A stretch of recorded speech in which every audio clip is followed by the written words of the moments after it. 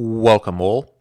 Today I'm going to go ahead and give you an overview of the live session, which is going to happen on Sunday, June the 18th.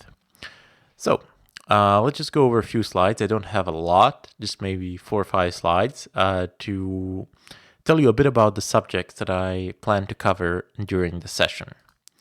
So the primary subject of the session, if you've seen the announcement, is game bots. So what is a bot?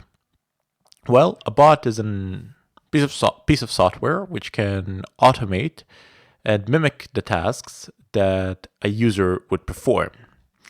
How does it usually work? Well, they usually tend to work by just reading from RAM and then providing keyboard input. You have very unrealistic expectations with people when it comes to game bots. So you need to be realistic here.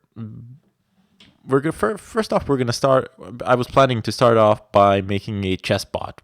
So a bot that can play a chess game versus someone, and then we can perhaps over time advance to more complex things. But even this piece of code, as of yet, I've actually just counted the lines of code. It's not, the project is not yet complete, but most of it is done, and it has 1,000 lines of code. Of rather sophisticated code, which uses a whole bunch of libraries. It actually functions by looking at the screen through a camera and recognizing things on the screen and then making decisions based upon what it sees. So that would be some sort of realistic expectation. An unrealistic expectation would be to make a first-person shooter game bot which is perfect in every way, which is undetectable, and to finish this task in like a week or two, tops a month. So that's a very, very, very unrealistic expectation. Needed to bring that up. Anyway, the programming language that I will primarily be using is Java. Perhaps not. That's just my personal choice, if you ask me. Other programming languages can be used. In fact, there are some which are probably better, like C++ is probably better fitted for the purpose, but to write the entirety of the code in C++ would increase the complexity of the project.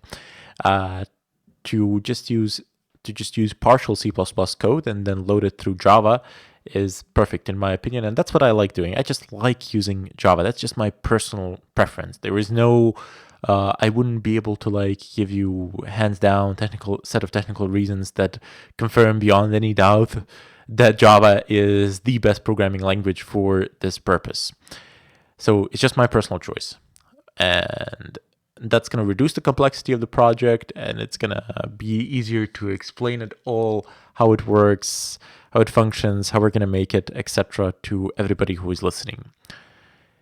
What sort of knowledge do you require in order to be able to follow through what I'm saying in a meaningful way?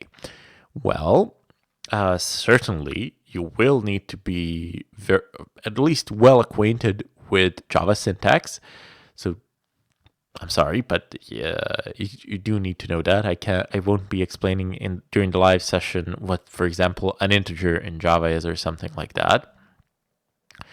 But I will explain a lot in regard to the code there.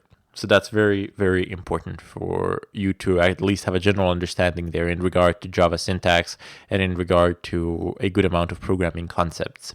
However, if you are watching this after the live session, I'm just going to leave it on YouTube, this might be a problem, but if you're watching this during the live session, you can just ask the question there and then, and I will be happy to explain it to you.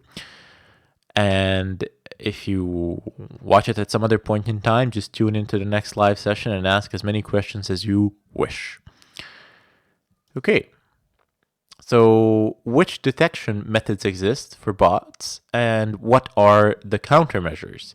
So if you're using a bot, somebody on the other side, a game master, will definitely be keeping a watchful eye to figure out whether you are using a bot or not.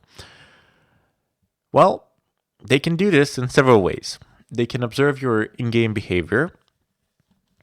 They can ship a packet. They can ship a program that is packaged with the game executable that scans your computer to figure out what's going on there, like an antivirus program.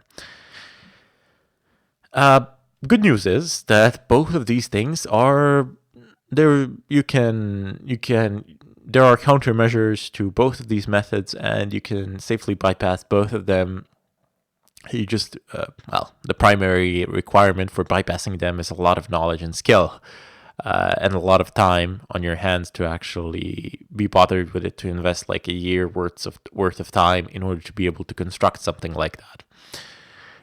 There are numerous ways, ranging from virtual machines to open computer vision libraries, where a computer takes a look at the screen through the camera and then it's able to make judgment calls there without actually reading the RAM. A possible usage of virtual machines and container environments from which you read RAM from outside, from the host, and stuff like that. But that is not going to be the primary topic of this live session. So that's a very, very complex subject, and I could probably make like 100 live sessions and I still wouldn't be able to explain all of the things that go on there. Okay, so two more things. So a disclaimer, and just so you know, you can pose pretty much any questions you want. I will do my best. I will try to answer them at least. Don't blame me if I fail somewhere. I'm not a perfect being. I do not understand and know everything.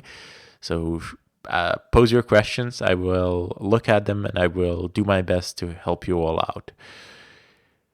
Now, as far as the disclaimer is concerned, please do not abuse the knowledge given.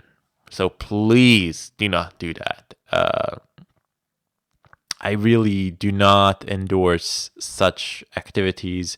If you plan to abuse what you have learned, bots are generally not good for games.